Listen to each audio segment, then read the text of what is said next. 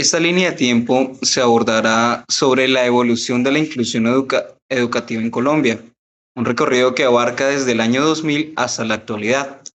Para su construcción, partimos de un análisis documental que nos permite identificar cómo el concepto de inclusión así ha ido transformándose en cada decenio y cómo la legislación y el contexto histórico han influenciado en dicho cambio.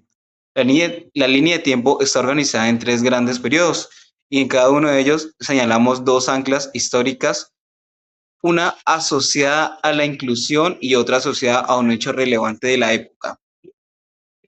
Listo. Década del 2000. Primeros pasos hacia la educación como derecho y no como servicio.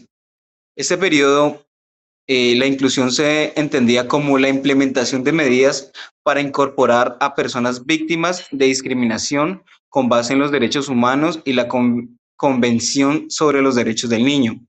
Aún no se hablaba específicamente de discapacidad en el aula, sino de un enfoque general de no exclusión.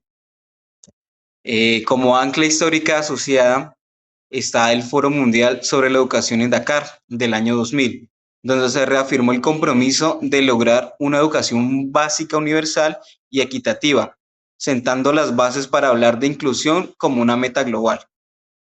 Otra ancla histórica asociada a la época sería la de la Ley 762 de 2002 en Colombia, mediante la cual se aprobó la Convención Internacional para la Eliminación de todas las formas de discriminación contra las personas con discapacidad, aunque su aplicación en el ámbito educativo aún es incipiente. Década del 2010. Educación sin inclusión no es educación. En esa década, la inclusión empezó a vincularse directamente con la discapacidad en el ámbito académico. Al ser la educación un derecho humano constitucionalizado, resultaba necesario educar las condiciones para que las personas con necesidades distintas pudieran escolarizarse y así mejorar su estilo de vida. Ahora, pasamos a la siguiente ancla de este mismo año, que sería la Ley 1618 de 2011 en Colombia, que dictó disposiciones para garantizar el pleno ejercicio de los derechos de las personas con discapacidad, incluyendo el acceso a una educación inclusiva de calidad. Como ancla tenemos la firma de Acuerdo de Paz del 2016, que visualizó la necesidad de una educación incluyente en territorios rurales y afectados por el conflicto, ampliando el debate más allá de la discapacidad. Ahora pasamos a la última década, que sería la década de los 2000, la inclusión en las aulas, de la teoría a la acción. En nuestra década actual, la inclusión ya no se discute solo en el plano normativo, sino que se exige su materialización en las aulas.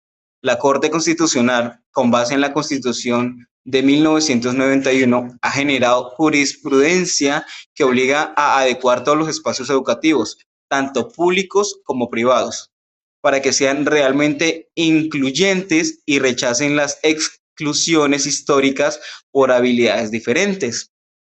Como anclas asociadas a la inclusión, tenemos la sentencia T051 de 2021 de la Corte Constitucional, que ordenó a las instituciones educativas garantizar ajustes razonables y eliminar barreras de acceso para estudiantes con discapacidad, reforzando el derecho a una educación inclusiva efectiva.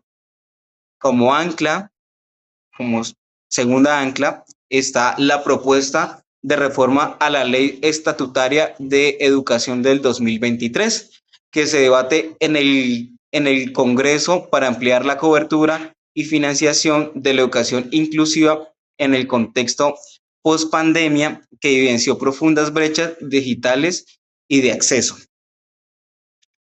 Como conclusión, en nuestra línea de tiempo se evidencia el concepto de inclusión, cómo ha transitado por tres momentos claves. En la década del 2000, que era una idea general contra la discriminación basada en derechos humanos y niñez. En la década del 2010 se vinculó directamente con la discapacidad y la educación constitucional, y en la década del 2020 se convirtió en una exigencia judicial de materialización efectiva en cada aula del país.